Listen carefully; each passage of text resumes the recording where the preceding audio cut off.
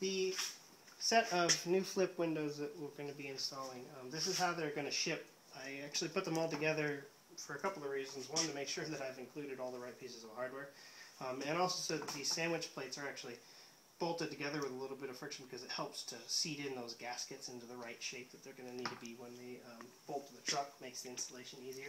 The thing to note, though, is when they show up, I'm not willing to have the hardware be plain steel, so it's all stainless steel.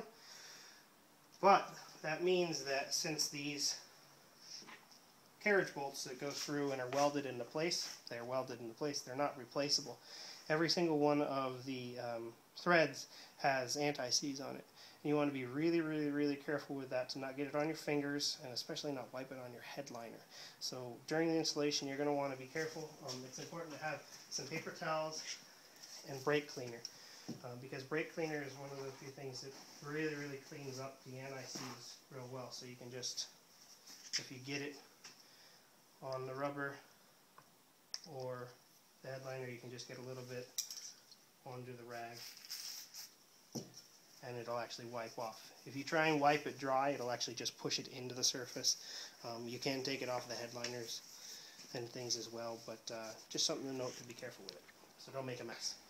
Things first is just going to go ahead and pop these latches, and that's going to take off the outer window shell. Now they're on pin hinges, and you can just push it off to the side. Set that aside because you're not going to need it. Right here, though, there's a little spacer washer and a little spacer washer. Set those aside somewhere safe, because they're not normal washers. They're machined to fit and to size.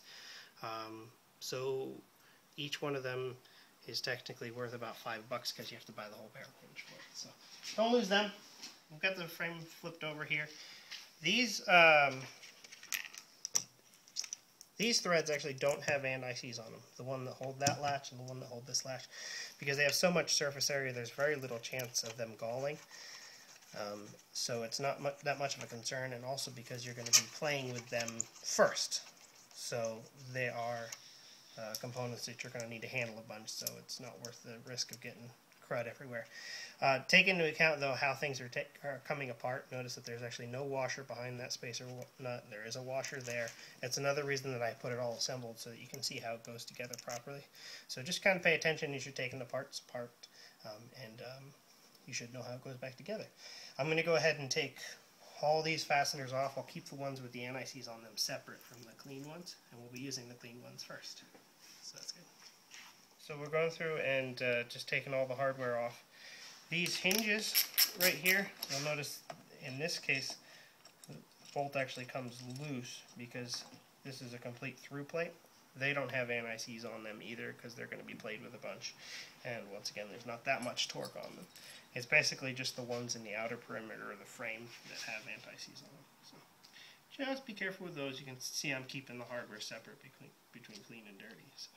So we've got all the hardware off, and I've kind of peeled the frames apart. I didn't video that bit because it was hard. They kind of stick together.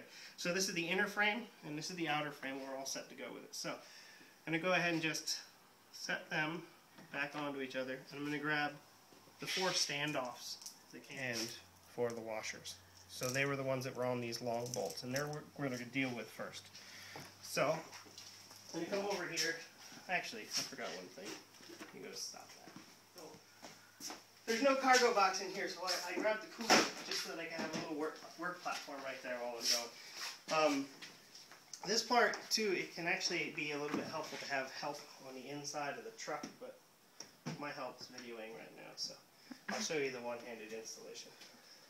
It's kind of obvious which side is which. If it doesn't fit, you're on the wrong side. So all you need to do is basically set that in there. This gasket's on the inside. You can tell which one's the outside. I'm going to go ahead and take this and basically just focus on those long studs where the latch is attached to, because they'll kind of guide it into place. Get one side on like that, and just finger tight, actually not even finger tight, just enough to hold it there. A couple of the standoffs. So a washer and a standoff. Watching your fingers, because they probably have some anti-seize on them that stuff can get everywhere on you. Actually, come in close too. This is a pet peeve of mine. Stamped washers like this actually have a front and a back. And you can tell which direction the die stamped them because it's rolled over from that side. And those ones I like to put towards the outside because otherwise you have kind of the sharp edges out. Nobody other than me will notice, but if you don't do that and I see your truck one day, I'll make sure to make fun of you. So just a point to make. Put the washer on the right direction. OCD is at its finest, I guess. So we just put the standoffs on, and I've come back with my brake cleaner rag, and I'm just double checking to make sure I don't have any smudges of anti-seize anywhere. Making sure it's nice and clean. And it's just really important to do that as you go through the steps, because if you get a daub of it somewhere, it can make a mess for you later on. So just keep those handy. So we have the sandwich plates just loosely held together with nothing other than the standoffs.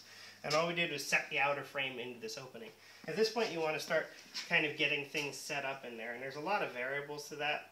The stampings on the bodies are different for one, so not every truck is going to be the same. On the outside, what you want to actually do is you kind of want to get it set so it's up near the top of the opening, but not so far that when it clamps together, see, look at that, I got a dab anti-seize on my thumb, so I want to pay attention. Not so far that when it clamps together, the gasket can't seat all the way down against the pinch weld. A good pointer is that if you can look in there and see where your headliner's wrapped around, it's not up far enough. So you kind of start looking at that, and you can notice that if you look here, you might not be able to see it on that camera, but you can actually see that it's a little far away from the body back in there, and it looks like a black slot in there. But I can see paint color, so I can tell that I actually need to slide it backwards just a little bit.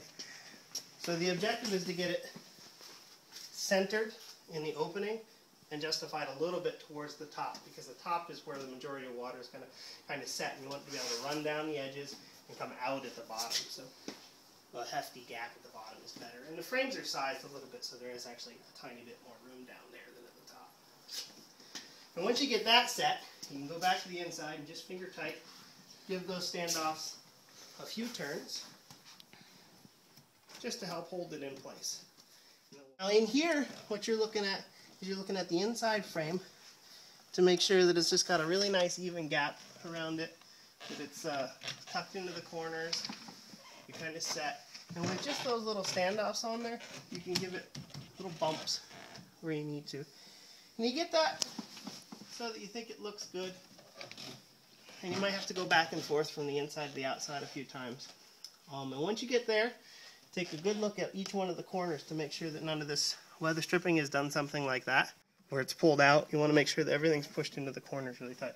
Because once you put anything more than these, as far as the hardware is concerned, once you attach anything else, there's no moving it anymore. It gets locked in place with those gaskets. So now is a good time to also check with your brake cleaner. I'm being a little overly concerned because it's not my truck, so. And they really don't want anti-seize anywhere, so.